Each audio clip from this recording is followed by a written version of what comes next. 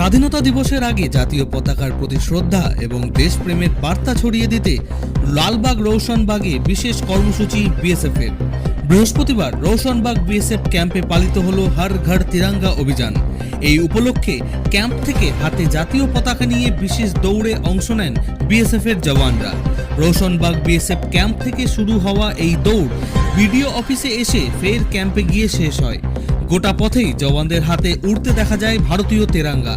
ভারতীয় পতাকাকে সামনে রেখে তাদের এই পদযাত্রা ও দৌড়ে ফুটে ওঠে দেশপ্রেম, শৃঙ্খলা এবং দেশের প্রতি অটুট আনুগত্যের ছবি। বিএসএফের পক্ষ থেকে জানানো হয়েছে, জাতীয় পতাকার প্রতি মর্যাদা এবং দেশের প্রতি নাগরিকদের দায়িত্ব ও কর্তব্যের বার্তা সাধারণ মানুষের মধ্যে পৌঁছে দিতে এই উদ্যোগ। স্বাধীনতা দিবসের প্রাক্কালে এমন কর্মসূচির মাধ্যমে দেশের জাতীয় পতাকার প্রতি শ্রদ্ধা জানানোর পাশাপাশি জাতীয় ঐক্যের বার্তাও তুলে ধরা হয়েছে। রওশনবাগের রাস্তায় তিরঙ্গা হাতে একসঙ্গে ছুটতে দেখা যায় বিএসএফ জওয়ানদের। তাদের হাতে উঠতে থাকা জাতীয় পতাকা এবং শৃঙ্খলাবদ্ধ দৌড়ে তৈরি হয় এক অন্যরকম দেশাত্মবোধক আবহ। স্বাধীনতার ৮০তম বর্ষ উদযাপনের আগে এই কর্মসূচি যেন আরও একবার মনে করিয়ে দিল দেশের গর্ব, দেশের সম্মান এবং দেশের ঐক্যের প্রতীক তিরঙ্গা।